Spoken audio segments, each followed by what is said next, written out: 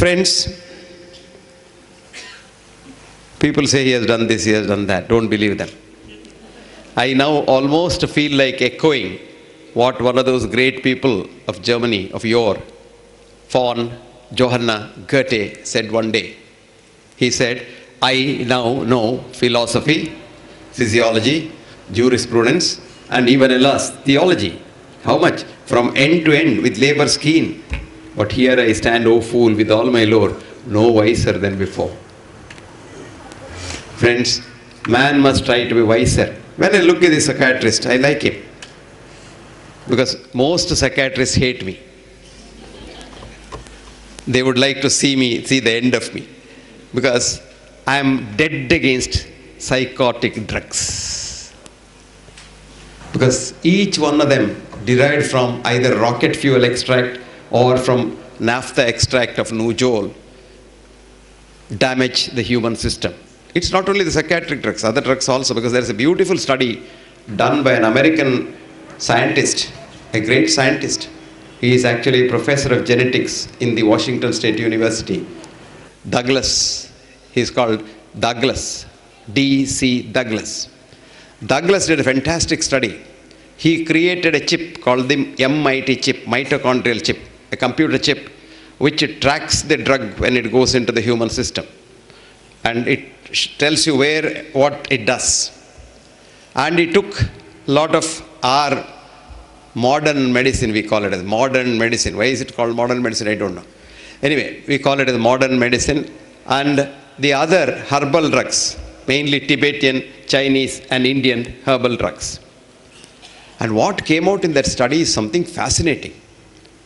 The minute we give any drug, when I give any drug, it may be anything from aspirin to statin, the body says, this is something new, I have not seen it.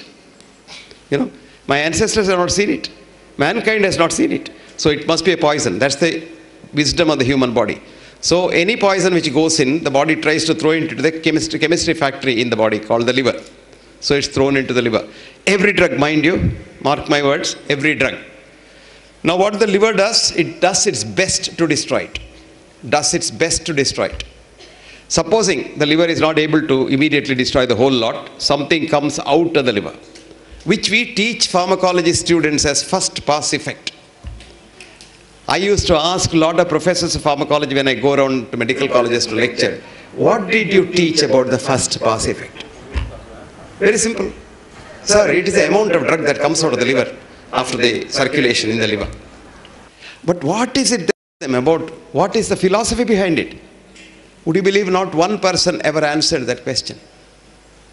The answer should have been, or the student must have been told, try to prescribe as less drugs as possible, because every single drug, when it becomes a chemical, is not recognized by the human system as its own.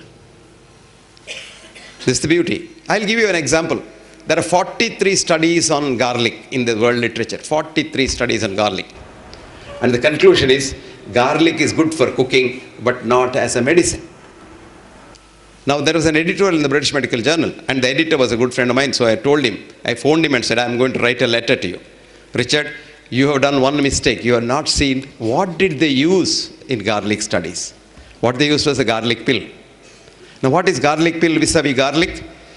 Anything that we give, we want it to be either nice to the body for taste or, some obnoxious things you don't want. So, West, there have a lot of people who abhor the very smell of garlic. So to sell drugs, what did they do? They removed the smelling part of garlic, which is called the SH group, the sulfhydryl group. The same chemical that gives good smell for your fart. The same thing. So they removed that. I'm sorry for using unparliamentary words, but you want to tell the truth, you have to really drive the point home.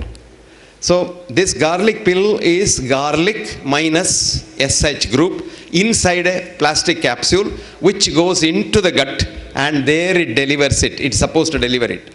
By and large, most of the time, the garlic is eaten by our friends in the toilet, whom you see on the television See, when that, what is that thing called, you spray it, and that they all come like that, and then suddenly you get that spray, and then say they all die. What's that spray called? I forget it. Harpic Excel. You go back home and see. There are billions and trillions of germs in the toilet. So they are very happy because they get good garlic to eat. What happens to you? Nothing happens to you. Now, garlic, to be effective in the human system, it must be eaten as garlic in nature. And that too in raw form. And that too put in the mouth, chewed, kept there for a minute or two when it burns you, because garlic has a medicine called alanine. But it is in the form of allicin in the garlic, and it mixes with the trypsin in the saliva to become alanine. Unless it's no effect. Now, when we did that study, garlic is a fantastic medicine. Fantastic medicine. From killing germs, viruses, lowering your whatever you call, people have an idea that cholesterol is bad, etc., etc. If you think it is bad, it will lower it. If it is good for you, it will increase it. Actually, now we know that old elderly ladies, old elderly in English means above 85. Old elderly ladies who are still alive and healthy in the French nursing homes have on an average a cholesterol of 500 milligrams per cent to 900 milligrams per cent. Because in your body you have, how many cells do you have in the body? School going kids? 53 trillion. Good. It's not bad. Anyway, 50 to 100 trillion cells. That is 10 to the power 14. And those cells die in billions every day because they have their time to die. They are told. That is called apoptosis. Apoptosis in Greek means falling of a brown leaf. This word was coined by a botanist called Martin Raff, who was a professor of botany in the University College in London in the early part of the last century. And Martin gave the name apoptosis. That is a cell, when it's told, there's a gene called the suicidal gene. Gene tells the cell, like for example a red cell, 120 days is life, an RBC. At the end of the 120 days, it gets a message saying that, look, Mr. RBC, your time is up. So the RBC responds. The cell is intact. Apoptosis is intact cell. Becomes smaller, smaller, smaller, smaller, and becomes amorphic, loses its structure, form. And at that time, it becomes a speck of dust, and we have a lot of scavengers. And they are so efficient inside. They don't require even that machine to brew. They come, eat it up. Phagocytes. Phage is appetite. They have got so much of appetite for cells. Any cell that is dying, they eat it up. So you are fine. But now what happens? You make the surrounding of the cell so bad that the cell, instead of dying apoptosis, dies by necrosis. Necrosis is cell wall breaks. And when this necrosis occurs, the cell content comes out, which is very bad for the outside, and the outside gets destroyed. And this is one of the reasons why you get cancer, etc., etc. So anyway, that's not our content. Now, our content is this, that each cell, when it comes in contact with this kind of a drug, rejects it. So the drug must be taken in its natural form. That is why the poet wrote, little do we see in nature, that is ours. Little do we see in nature, that is ours. Getting and spending, we seem to have lost our powers. So that is how society runs. Now come back to our drugs. What happens? When once you take any drug in its natural form, the body immediately says, this is mine, I know. My grandfather has eaten it. It's like rice or it's like wheat. So it is immediately taken in. So the MIT study or the mitochondrial chip study showed that it is the body's intelligence and the energy that runs the system and not the drugs. And all that the modern drugs could do is ADR, adverse drug reactions. The biggest killer of mankind today is not a gun. It's not a plane falling down. You would be surprised, in America alone, whose population is little over the population of probably Nagpur, not Nagpur, 300 million, around less than 300 million. 4 jumbo jets full of people die every week due to drugs. If one jumbo jet falls down in this world, there will be news for 2 months in all the television, 24 hours 7. And every week, 4 jumbo jets fall down. And these people unnecessarily die by what is called iatrogenesis, doctor-induced illness, through our biggest weapons of mass destruction, about which I have written with the caption called Weapons of Mass Destruction in the British Medical Journal, the drugs, chemical drugs. So friends, avoid as many chemical drugs as is possible. So this girl is very happy, but what I'm saying is, this is how the world is. 1968, I wrote a small article called Unconventional Wisdom in Medicine. When did I write it? 1968. And my department sat together and said, this is a nut, he must be thrown out. So they proposed that I be dismissed. But anyway, that then dean probably was a nut himself, so he didn't dismiss me. So I survived by the skin of my teeth. This happens. This very much happens in this world. So it is very difficult to fight for a truth. An American came to Madras, and he was very fond of Madras curries. So he took his wife and went to one of the RR restaurants. In Chennai, RR restaurants are Andhra restaurants. And there, if X is the spicy level of Madras curry, 3X is the spicy level of Andhra curry. So he ordered for chili chicken. And he was tasting it. His wife said, my God, I can't touch it, honey. It's so hot. No, it's very good. Give it to me. He had her share also. So he finished the whole lot. Nothing happened. He went and they slept. And next morning, he was in the toilet, shouting at his wife, honey, now I know why the Indians use water for ablution. If they were to use paper like us, it would catch fire. The beauty of walking is not, some people say, I have money, I'll have a, what is that called? Treadmill. Like that.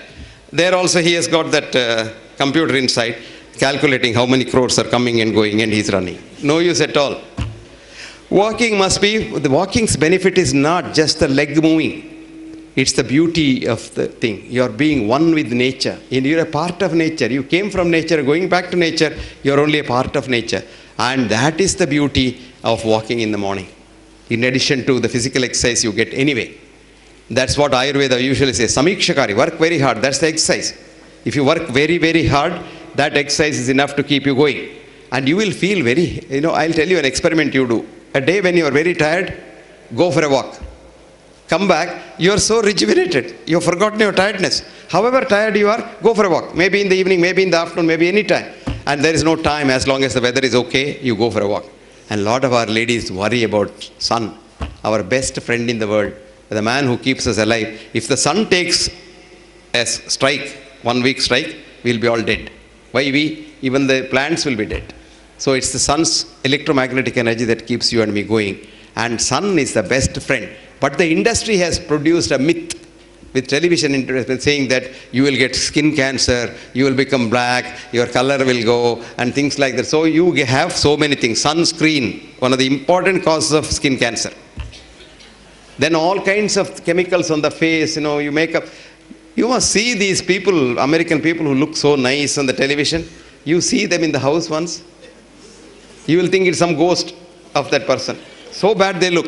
Because the skin completely peels off.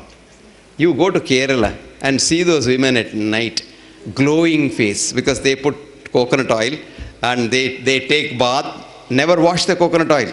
Have you seen a Kerala lady in Kerala at the back? She has got a half moon in her blouse. That is her hair standing there with a lot of coconut oil making an impression. Show me one Kerala girl who has got a skin disease.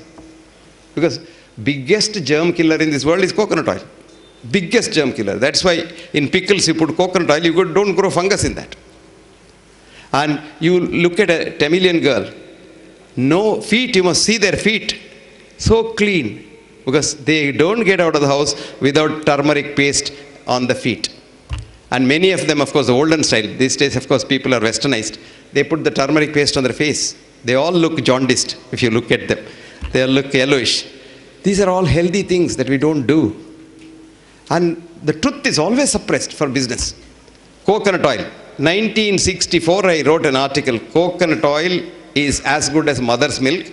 And the best fat, because coconut oil and mother's milk are the only two things that contain sodium monolauric acid, which is the basis of human immune system.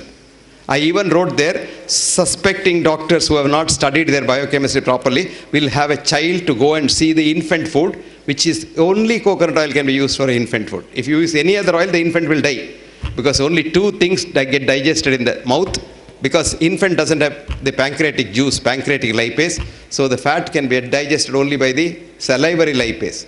And only two things. Even today, you put coconut oil in mouth, it gets digested there. You don't have to swallow it. It just gets digested and directly goes as ketones. And that is why in America today, coconut oil is a treatment for Alzheimer's disease with very good results. Coconut oil now is the treatment for heart diseases from Harvard. And Harvard has now admitted that because we demonized coconut oil, millions of people have died all over the world. So truth, it's very difficult, very difficult. I tell you, I have suffered so much that in 1984 I gave a talk on coconut oil for the heart in American College of Cardiology meet, where there were 25,000 cardiologists meet in 3 cities only, because such large conference halls are not there anywhere. And after the talk, they questioned me for a long time. Somehow or other I survived. Then I was coming out, there was an old cardiologist, he is no more now, may his soul rest in peace. Elliot Corday is his name. He called me and said, "Young man, do you have any other work in Boston?" I said, "No, sir. See, it's now 4 o'clock. It will be dark by about 6 o'clock, and the Soya lobby is so powerful here, they may bump you off. You better go." This is called truth. This is the truth. You must see the abusive letters I get. I wrote a book called What Doctors Don't Get to Study in Medical School. It came out. There's a big journal in India called the National Medical Journal, which comes from All India Institute. And they think they're All India Institute, they're all gods, because they have political clout. You know, he starts the All India Institute as an MBBS student and then dies in NCD as this retired director or somebody. Till then, they're all in All India Institute. So he wrote 2-page review. The author is a fool. He doesn't know science. He's a bloody fool. And he must be hospitalized. And the book is so bad. The English is horrible. And this and that. And all kinds of rubbish he wrote. Would you believe? Copies were sold in 1 week. So I wrote him a nice letter. Thank you very much for getting all my books sold. Now this book was published in London by a company, English company, on their own. And the British Medical Journal wrote a review which said, this is not a textbook of medicine as claimed by the author, but is a holy text of medicine written by a prophet. Then all over the world it sold. It is so difficult to tell the truth. So difficult to tell the truth, because people don't want to accept truth because it is not for business. But I always tell people, see, one day I was called to give an oration in a Santom auditorium for 2,500 people, this is about 20 years ago, on one of those saints, Paramacharya in Kanchi. He was alive at 106, Chandrasekhar Bharati. When he died, there's a trust which made it, and they wanted me to give an oration. And the topic they gave, the topic was quantum physics and Advaita philosophy. So I gave a speech, 1 hour. I was questioned for 2 hours. Madras audience is very, very intellectual. They all come there ready, prepared. And they gave a standing ovation. I went home. I was a vice chancellor in Manipal. I get a letter. Dear Professor B.M. Hegde, you are an idiot. First sentence, full stop. Shankara is a bigger idiot. Second sentence. Between the two of you, don't try to confuse the world. Next time you come to Chennai and talk about Shankara's philosophy, we will throw rotten eggs on your face. Sign so and so. I enjoyed the letter. You know, I have so nice letter. So I wrote him, dear Sri so and so, thank you very much for your loving letter and the sentiments expressed therein. You may think I am an idiot. It doesn't matter, because I know what I am. So you think I am an idiot. It doesn't matter to me. But don't think Shankara is an idiot, because you can't assess him. He's too big for you. Leave him alone next time when you're angry. Only blame me. And do you know what happened? This man's ego got punctured. He came all the way down to Manipal, touched my feet and said, I'm sorry, sir. I didn't understand. He was the secretary of the Madhva Pita in Madras, and they hate each other so much. Then I told him, look, you call yourself a religion, and you're in the same religion, you hate each other, like the Sunnis and the Shias and Protestants and the Catholics. Time was when I was a student in England, there's 2 roads, Victoria Road and Falls Road. There are 2 roads in Belfast like this. If a child from Victoria Road by mistake goes to Falls Road, it will never come back alive. Because Falls Road is purely Catholic and the Victoria Road is purely Protestant. This is the thing that I said. There were 3 acharyas. They thought about the same thing and looked at it from 3 different angles. That's all. And they're all great people. And you and I, ordinary mortals, can't even think what they are. So why do you blame them? This man is my best friend now. And his wife makes such fantastic sambar, I tell you, Vengai sambar, that each time I go to Chennai, I get a free meal there. So even if people are angry with you, you give them love. This is my formula. Return anger with love, you win over the man, win over the woman, or whoever it is. Because love is the best tonic that I've ever found in life. So be yourself. And go back to your roots. Accept what you are. Because if I'm a monkey, if I know I'm a monkey and I accept I'm a monkey, I have no stress at all. But most of us, if we are monkeys, look at this girl. But most of us, we know we are monkeys, but we want to show to the world we are tigers. Now here is a stress. Because every second you have to act like a tiger, act like a tiger. Because if something slips, your monkeyness may be seen by society. So the biggest stress is, you don't know who you are. Try to know who you are. And then, life becomes so easy. Don't keep any secrets inside. Open book. Anybody can write on that book. Open book. And you are so compassionate, so happy. Compassion is thy real meaning. See, we have changed the definition of health now. We, in the sense, we have a group of scientists. We call ourselves the World Academy of Authentic Healing Sciences. We are 15 years old. And except me, I'm a villager. The 14 of them are who is who in the world of science. 4 of them are Nobel laureates, and they're very influential people. And we have had a decision to say we must change the definition of health as absence of mental, physical, psychological, spiritual, etc., death. And this is the definition of Alma Alta is a business thing. Because I tell you what, absence of disease. Now for that we have created a business called checkup. Checkup. You are fine, no? You are fine, but you go to a checkup, you come out as a patient. I'll tell you why. It is very simple. Don't laugh. I'm serious about it. Very serious. Because today you have a TBS, total body scanner, which scans 500 parameters of your body. Okay. Now a little statistics, even a child knows that what are we doing in medicine for the human body? We say your normal blood pressure. What is normal? What is your normal blood pressure is not what my normal blood pressure. Mahatma Gandhi's blood pressure is 210 by 120 all the time. And Sushila Nair was not getting sleep. Mahatma Gandhi was getting good sleep. And the old man died of a complication of hypertension, brain death, heart disease, and this and that. Unfortunately, Godse helped him not to suffer from any one of that. So we must thank Godse for that. See, what is happening here is, I have a friend of mine who started NIMHANS as the first founder director. R.V. Verma. R.N. Verma is now 89, 91. This man has been seeing me for the last 45 years saying that his blood pressure is 90 by 40. I told him, why are you worried? Brian Bach's blood pressure is 60 by 40. And he is the strongest man in the world. So what is the problem? He said, see, with the doctors always tell you something to boost the blood pressure. I said, Anganda Buttadi, Ingalirikum. He put 92 years, he says, this man kept me alive for 45 years. I said, I didn't keep alive that man. So you will never die, you can't die. So your blood pressure is what is your blood pressure. So what is the textbook's blood pressure? It's called the average, statistical average. You check, our friend knows, all chartered accountants understand, actuaries understand that. You take 1,000 people, check their blood pressure, and no blood pressure can be checked correctly by a human being because the very physics of blood pressure is wrong. I won't go into that because it will confuse you.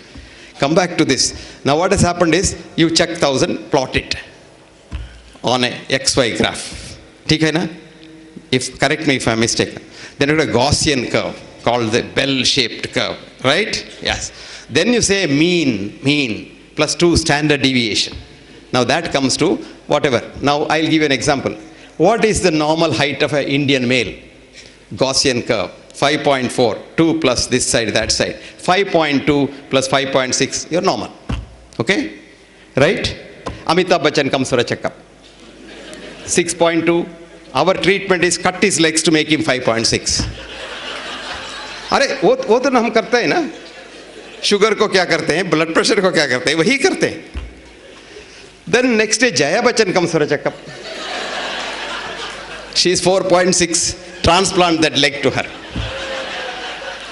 Day in and day out, we doctors are doing this, trying to correct the statistical average, which we tell the common man as normal. So average becomes a normal. There will be what are called false positives. For every parameter, the false positive is 5%. Right, sir? Yes. Now calculate, I'm telling you. When you check 500 parameters, What is the false positive? 2,500. So 100 people go for a checkup, 2,500 patients come out. Isn't that a good business? So there was this professor of medicine in America, her name is Leon Eisenberg, and this girl was 52 years old and she was a very brilliant professor and she was worried about what she was teaching. One day she asked the brightest class boy who passed out, came to her, she said, who is a patient? She asked. She was expecting a very esoteric answer. The boy very simply said, a man or a woman who sees a doctor becomes a patient. She had a shock of her life. She said, then when does he become a man or a woman again? The student thought for a while and said, rarely ever, madam, if ever. Full stop. This girl resigned her job as professor of medicine at the age of 52 because she said everything is wrong about medicine. And she sat the MCAT test. MCAT is CET, GET, whatever he has, and got a good grade, joined the medical school. That medical school, a student again, went through 4 years and came out and said, everything that we teach is wrong. Did you get it? You haven't got it because it's not publicized. That article is suppressed. This is very interesting.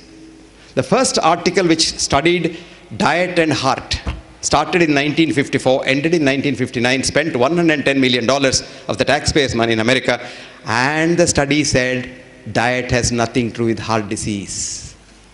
But by 1959, the myth of fat has gone so much that we have started getting fat-lowering drugs, cholestyramine. Have you seen that drug? You have to take 8 tablespoons of that in the morning. It is like sand, and most patients used to vomit it. And that was the beginning of the cholesterol too, the statin today. 25 rupees a tablet you give, take it, it kills you. 10% of people who start statin, their blood sugar starts going up. 10% of statin users become diabetics. So 11 million people take statins in India and 1.1 million diabetics are added every year. Then we proclaim on the other hand by the diabetic drug people, he said India is the capital of diabetes of the world. False. The truth is, India is the best country to have diabetes because Americans are following Indian rice diet for diabetes. South Indian rice diet. Idlis in the morning, brown rice in the afternoon, and brown rice in the evening, and a little fruits here and there 6 times a day, 8:30, 10:30, 12:30, 3:30, 6:30, 9:30. Small feeds. And don't ever see wheat because wheat contains gluten. Gluten goes directly to the pancreas and maintains your diabetes. If you're a diabetic, wheat maintains your diabetes. Good to know because we want diabetes to be maintained. This is called disease mongering. If everybody is not mad, what will this doctor do? He'll have to close his shop. See, this is called taking medicine to the marketplace. What did Hippocrates say? Cure rarely, comma, comfort mostly, semicolon, console always. And what is consoling? What is consoling? Psychotherapy. You are the topmost doctors in the world. Because you are doing exactly what Socrates said. Not Socrates, our friend, our father, Hippocrates said. But we are all hypocrites. He was Hippocrates. And we took an oath in his name and immediately became hypocrites. Today, medicine is the biggest industry in the world. Cholesterol lowering alone is $1.72 trillion business. One company which sells cholesterol drugs gets on an average $15 to $18 billion profit. A cardiac stent, which is like your spring of the ballpoint pen, costs $10 to manufacture. Sold for $2,000. And the budget is $500 doctor's hospitality. And a company gets a small profit of $1,490 per stent. And of course, you don't get it for $2,000. The hospital will have add to so many things that salt, then seasoning, etc., etc. It becomes about 3-4 lakhs. Now, what does it do at the end of the day? Nothing, because the blocks you see are not disease at all. The disease that kills you is not seen in the angiogram. It's called vulnerable plaque, which can't be seen. These blocks are very good because even a child has a block. They did angiogram for young children in the American army, aged between 18 and 22, who died in the Vietnam War and the Korean War. They had 4 vessel blocks, 3 vessel blocks. They were very healthy because God has given enough. That's called remodeling the heart. It's preconditioning it. These people with the block get a heart attack, they won't die. But if one gets a heart attack without a block, he will drop down dead. So, but we frighten that. We tell them, do you know the sentence we use? You are sitting on a volcano. It might burst any minute. So the fellow says, can he go home and come back? He has talked to his wife. I don't know. On your way back home also you may die. So you better do it now. Do you know why? If the bakra goes out and talks to somebody, he may not come back. Now, chartered accountant will tell you a cost of a cardiac catheter lab and surgery will be about 30 to 40 crores today. They don't put their money. They put some black money as this thing and then borrow it from the bank. There are obliging bankers who give you money. Now, having got the money, now calculate the interest. Calculate the other thing. So, you require minimum 4 bakras a day to run the show. That is why Mark Twain wrote, I quote, "For a man with a hammer in the hand and wanting to use it, everything here looks like a nail needing hammering." Absolutely true. That is why we have become a menace to society. It has to change. It can't change otherwise. It has to change from within. And that change can come only if we can bring up a generation, future generation, which is not as greedy as we are. It's the human greed that kills another human being. And if you don't have greed and if you don't have, as somebody rightly said, I think Sappan said, you have to your ego, you have to sell it, is it? That's why the first thing I sold was, before I sold anything else, my ego in the market. So people say, oh, we must come to take you. I said, why do you come to take me? Do I get any special thing? And they say, we'll get the car. I said, look, you bring a car from 100 miles to pick me up. Then you take me to your place. Then you have to drop me back. That means 4 trips a day. Sir, that's our own car.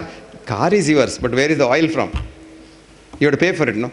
Now what do I get if you come or if you don't come? I will take a taxi from here. My taxi company fellow is there. I'll come to your place, pay his taxi fare, and then I'll come back. So it saves at least 2 trips. They don't understand. People don't like it, sir. Chief guest, we have to bring him and all. I said, my driver brings me better than you. You know, I know him because I've been using that car for donkey's years and he is very safe. I can even sleep in that car. You don't bring a big car with a driver who is not known. I can't, every minute I have to be awake. People don't understand that. Because people want to be big, you know. People call me, you know, our naughty girl, Poonam was calling me a VIP. I said, I am not a VIP, I am a VVIP, very, very insignificant person. But if you look at yourself, you are a colony of 100 trillion human beings. They are called human cells. And they are all you. And each cell has been living on its own. It has got its mind, it can eat, it can sleep, it can excrete, it can do everything. But for economic reasons, after these chartered accountants came, they said, no, why everybody do everything? We'll come together.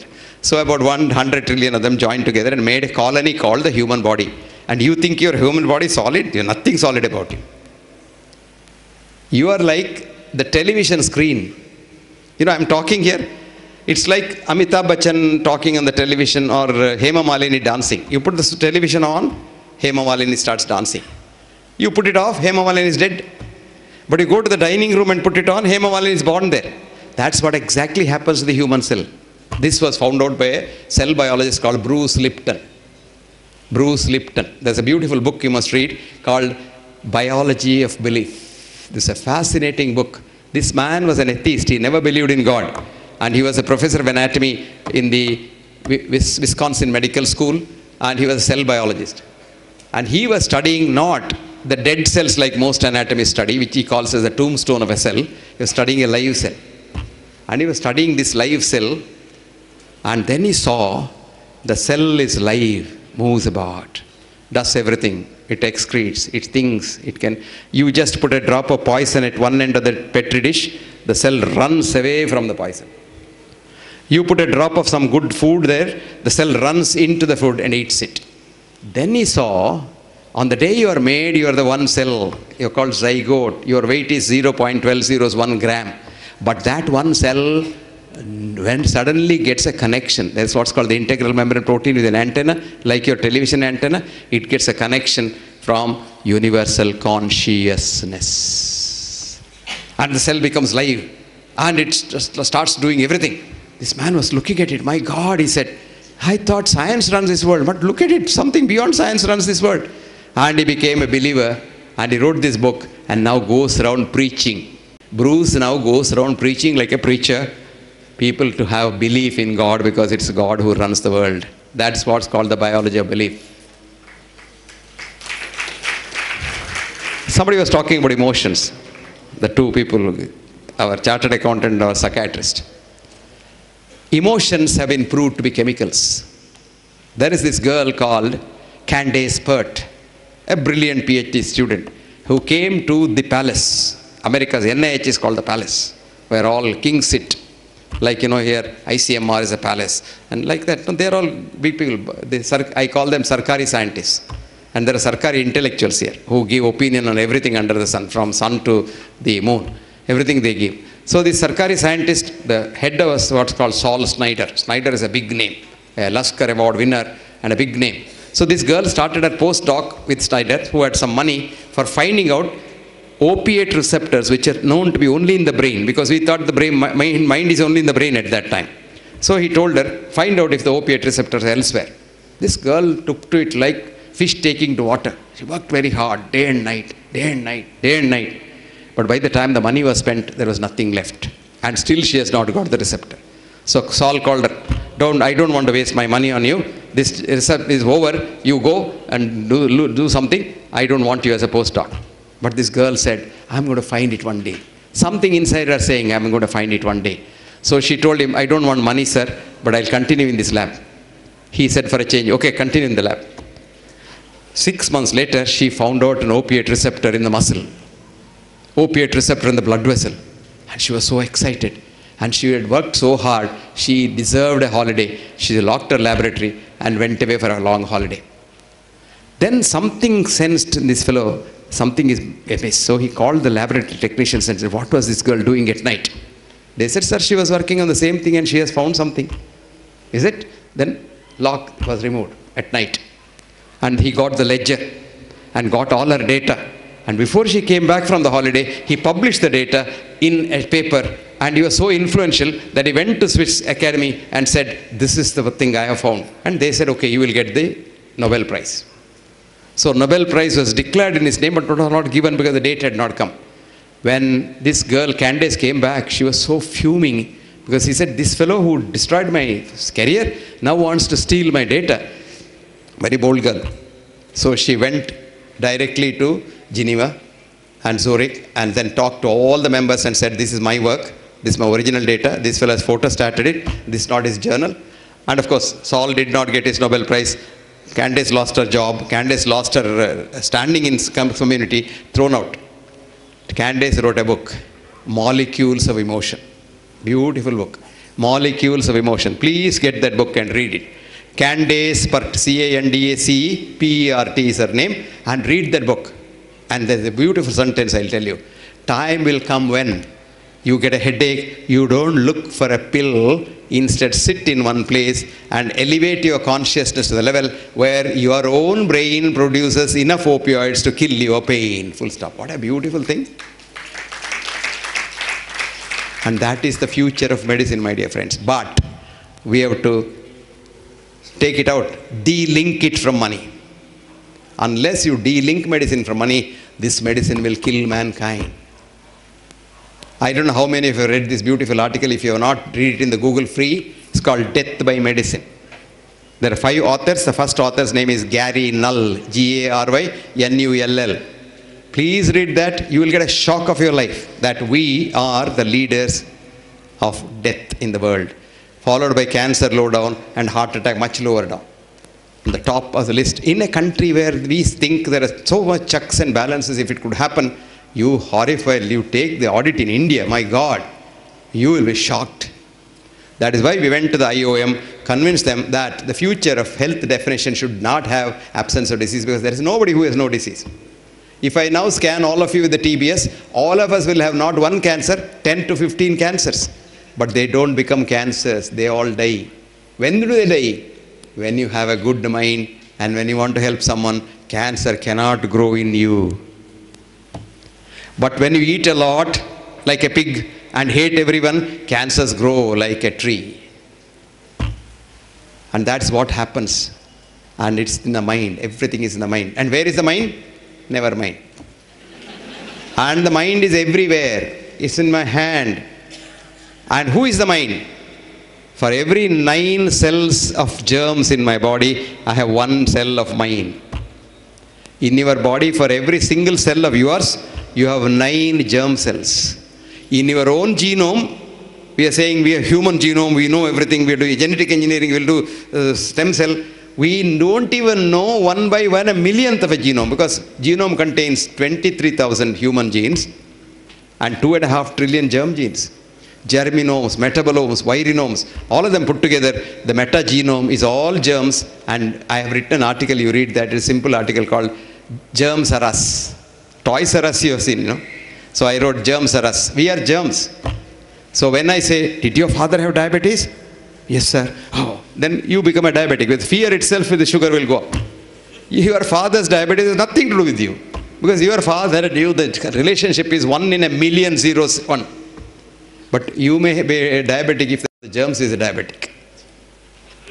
So you are a germs child. And these germs are our friends. We have come one full circle from Pasteur. Louis Pasteur said, germs kill. And then they say, germ theory was born, and that's why mankind is alive. It was a great day for medicine, and antibiotics were Today it's a very sad day for medicine, because there are 500 antibiotic molecules. They cannot even touch some of the germs which have grown in the hospital called superbugs. And do you know how we kill it? When Morarji Desai used to drink his own urine, we used to laugh at him. Didn't you laugh? You also must have laughed. Because most of us are RNIs, you know RNI? Resident non-Indians. Most of us live here, think with American mind. Now, America, do you know what they are doing? Because patients are dying like flies in the intensive care unit with nosocomial infections. One Professor Chu in Johns Hopkins Hospital, she went into veterinary science. In the veterinary science, for hundreds of years, infections were treated not by the present vets who use antibiotics. In the olden days, vets, cow's infection was used by cow dung. This girl did a bold thing. The patient was dying of a simple Clostridium difficile infection. And otherwise, the patient was very healthy. So she gave the shit of her patient's own mother, 250 shit, emulsified, put it in a tube and put it in the mouth. By evening, the patient became all right. Now for severe infection, the treatment is, in American jargon, fecal transplant. Fecal transplant. Morarji Desai was drinking urine. Today it's fecal transplant. Now America says human urine has so much of kallikreins and so much of immune boosters that it could be treatment. And cow's urine is now patented for treatment as an immune booster. One day I was with the central minister. This fellow used to be my patient. So he one day told me, Professor Hegde, shall I tell you a secret? I said, go ahead. You can tell it to the world, I don't care, he said. I said, okay. He was admitted with what is called ulcerative colitis. You must have heard of it, which means we don't know anything about it. It's called idiopathic disease. We are very happy about this disease. Idiopathic means I am an idiot. But that idiopathic is in Latin, and I am an idiot in simple English. I am an idiot, I don't know. And he was having 20 loose motions of blood every day and lost about 20 kilograms. And he was admitted in intensive care unit in the All India Institute. One day, Morarji Desai's Prime Minister came to see him. He told him, you bloody fool, on the first day itself I told you to drink your urine, you forgot. Now anyway you are dying, drink your urine, he said. And he says the next morning he drank because he wanted to survive. One day drinking, 20 became 18. 2 day drinking, cut short, 10 days drinking, he went home. And he is alive now because somebody has now removed a part of his brain, intentional to make him a vegetable, but he is still alive. He is about 76, 77, 78. I have another chief minister friend of mine. One day he told me, Professor Hegde, do you know your friend? So and so, yes. He was our party chief. And I had an eczema. My father was a doctor. I'm an engineer. But this eczema will not go. I was looking so ugly, I couldn't face the world. One day, your friend, that minister, told me, hey, drink your urine. I tell you, I faithfully do that even today. I have no disease at all. I am so fine. Both these ministers are saying, we'll give you money, you do a research. But I have done my research already because I have a lot of volunteers, don't worry. And we have shown how important it is. I had a patient recently who had a heart attack and he came to me. He survived somehow or other. Not because of me, they all survived because of themselves. Now this man had ulcerative colitis. So his gastroenterologist gave him sulfapyrazine, and next day he had Stevens-Johnson syndrome. He was almost dying, kidney failure, whole body was bloated with skin, and heart failure came, and he became really bad. So his wife was crying, doctor, heart attack, you saved him, but with this simple diarrhea, he is dying. So I told her, look, if he is dying, definitely ask him to drink his urine. He became all right in a week's time. The whole thing stopped. So we have, little do we see nature that is ours. Because the world is too much with us. Money is too much with us. This is what our friend Wordsworth, William Wordsworth wrote after the Industrial Revolution. The world is too much with us, late and soon. Getting and spending, we seem to have lost our powers. Little do we see in nature that is ours. We have sold our soul a sordid boon. Friends, don't sell your soul to the devil. Who is the soul? Now we know where the soul is. Here is this quantum physicist who is an astrophysicist. His name is Robert Lanza. And Lanza has found that the soul leaving the body. How many of you have read that beautiful book called, H.W. Wells written a book called Holes in the Wall? If you have not read, read it. H.W. Wells, the fascinating book called Holes in the Wall. Or a book called Bridge on San Luis Rey. Bridge on San Luis Rey. It's a 1927 Penguin classic written by a man called Thornton Wilder, an American writer, and in which he says how there are two worlds, the world of the living and the world of the dead, connected by a bridge of human love. Now, multiverse is a theory of Lanza, multi-universes, and our Sanatana Dharma, especially the Upanishads, talk about multiple universes, and so beautifully. And what the Upanishads talk is quantum physics. Asino vrajati duram shayano jati sarvatah is what an electron is. Nobody has described the electron as well as Upanishads. That is why I tell people, see, ultimately, Indian philosophy is the greatest philosophy. Indian philosophy doesn't mean Hindu philosophy. There is nothing called Hindu religion.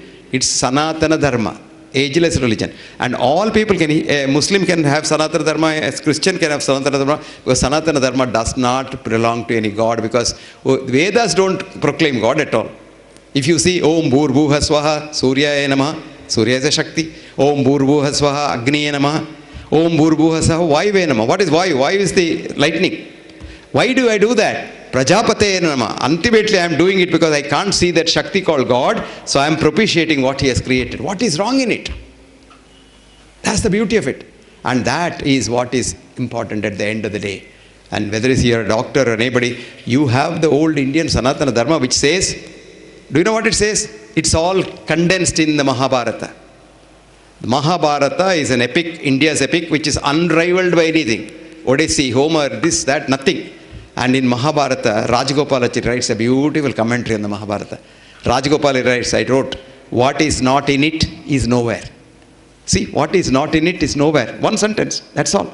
That means Mahabharata has everything. It has passion, it has jealousy, it has hatred. It's, after all, what is Mahabharata, what is Odyssey, what is Iliad? All for a woman, you fight a war. But look at the Indian culture. That girl runs away with the enemy in Iliad, Homer's. But here, Sita comes back to her husband, Parvati comes back to her husband. That's the difference. So somebody said, a friend of mine used to say, doctor, why read whole of Mahabharata? Just read two sentences, two words. What are they? Dharma kshetre, kuru kshetre. Now, cut it. Dharma plus kshetra, kuru plus kshetra. Rewrite it. Kshetre, kshetre, dharmam kuruhu. In every walk of life, do your dharma. Dharma is not religion. Dharma is your obligation to society. And if you did that, you will all be healthy. Do you know, when Thomas Jefferson became the President of the United States of America, he was known for long-winded speeches. His uncle called him, and Thomas, you have become the President now. Take note. Stand up, speak up, and shut up. So I stood up. I thought I spoke up, and now I shall shut up. Because one of the people who talked here, I don't know who, said, while sound is good, silence is golden. It's in silence. When you say Om,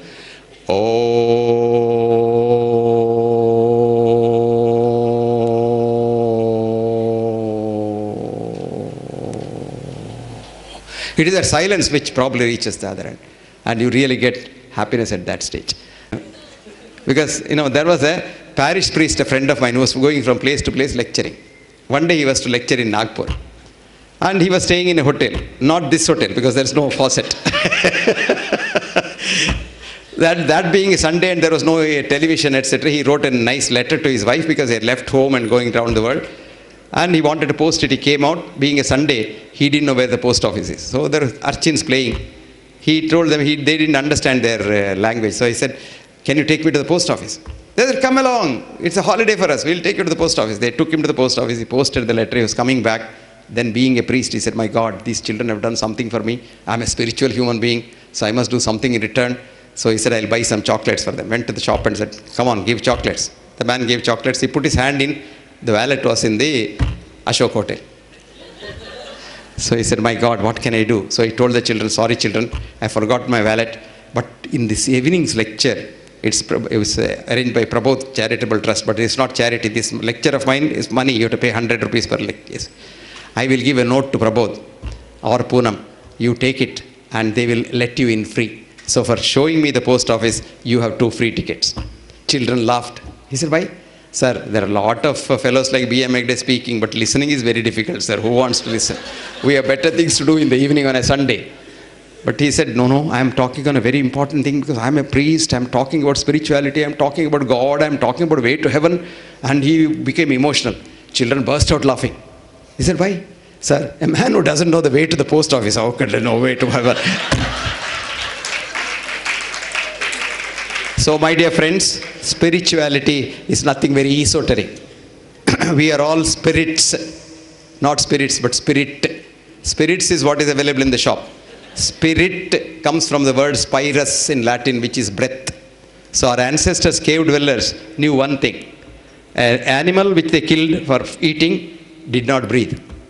A live animal breathed. So, they hypothesized, just as we do an hypothesis, breath is a God who enters you and leaves you when you die, which of course is not true, but then that is how the word spirituality was developed from that. Spirituality has nothing to do with religion, absolutely nothing to do with religion. Spirituality simply is dealing with the spirit, that's a human being. And how do you deal with the human being? Because why do you deal with another human being? Because he is a part of you. Today, the greatest quantum physicist Max Planck says, consciousness is fundamental. Everything else is derived from that. So you are derived from the consciousness, I am derived from the consciousness, from the same consciousness. Supposing I want to hurt our chartered accountant, it hurts a part of my body.